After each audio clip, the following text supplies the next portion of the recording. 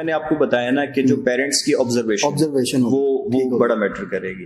दूसरी बात ये है कि उस बच्चे से खुद उसकी इंटरेस्ट जो है वो पूछी जा सकती है कि भाई आपकी इंटरेस्ट क्या है। जैसे एक बच्चा कह सकता है जी मुझे पायलट बनने का शौक है। एक बच्चा कह सकता है, आप उसे ऑब्जर्व कर सकते हैं कि जी वो बड़ा टॉकेटिव है, वो बड़ा अच्छा गाइड कर रहा है लोगों को, इसका मतलब वो टीचिंग में जा सकता है, वो भी लीडरशिप रोल में जो है वो जा सकता है, वो लॉयर बन सकता है। सही। एक बच्चा जो है वो मुख्तलिफ चीजों को, खिलौनों को हर वक्त खेलता रहता है उनके साथ, उनको वो खोलता है, बंद करता है, इसका मतलब है कि उसका टूल्स में मैकेनिकल इंटरेस्ट है। सही।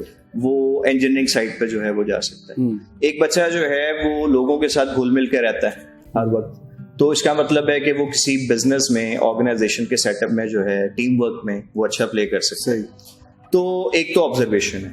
दूसरी चीज ये कि जो साइकोलॉजिस्ट हैं उन्होंने बहुत सारे मॉडल्स और टूल्स भी इसके लिए बनाए हैं एवेल्युएशन, वो हम लोग भी अपनी क्लासेस में भी और प्रोफेशनली भी यूज करते हैं। उसमें एक टूल है जो कि हमारी पर्सनैलिटी को विद रिस्पेक्ट टू करियर 6 हिस्सों में डिवाइड करता है। सही। और वो हर हिस्सा हमें लेके जाता है मुख्तलिफ फील्ड्स की तरफ, मुख्तलिफ करियर्स की तरफ। मिसाल दूंगा, एक उसमें से टाइप है रियलिस्टिक लोग। जी हाँ, रियलिस्टिक लोग जो है इनकी इंटरेस्ट जो है वो लोगों से ज्यादा ऑब्जेक्ट्स में होती है, फिजिकल चीजों में होती है, आउटडोर्स में होती है। तो जो रियलिस्टिक लोग हैं उनके अपना करियर ट्रैक भी होगा और एजुकेशनल फील्ड्स भी इनकी अलग से होंगी। इसी तरह से दूसरा ग्रुप है इन्वेस्टिगेटिव। ये वो लोग हैं जो रिसर्च में, जो लैब वर्क में, एक्सपेरिमेंट्स में, इन चीजों में इंटरेस्टेड होते हैं। तो ये भी लोगों से हट के किसी लैब में काम कर रहे होंगे, किसी जगह पे बैठे होंगे, डेटा को एनालाइज कर रहे होंगे, इनकी अपनी फील्ड्स हैं, अपनी डोमेन्स हैं।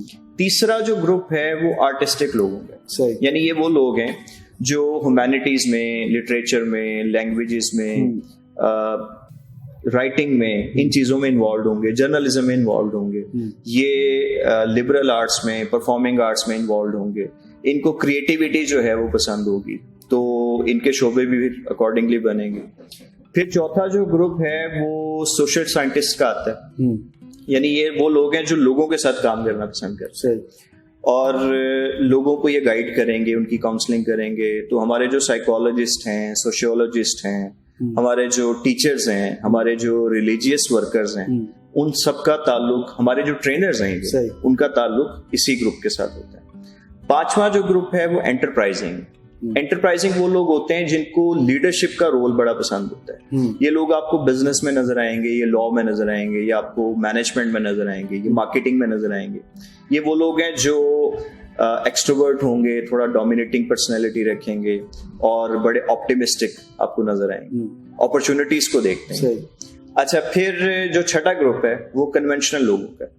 ये लोग जो है वो डिटेल ओरिएंटेड हैं, ये बड़े मेथोडिकल हैं, ये एक तरीके से, सलीके से जो काम है वो करना चाहेंगे। तो ये आपको बैंक्स में नजर आएंगे, कॉमर्स में नजर आएंगे, ये आपको मैनेजरियल पोजीशंस में इवन नजर आएंगे, ये आपको डेटा हैंडलिंग में जो है वो नजर आएंगे।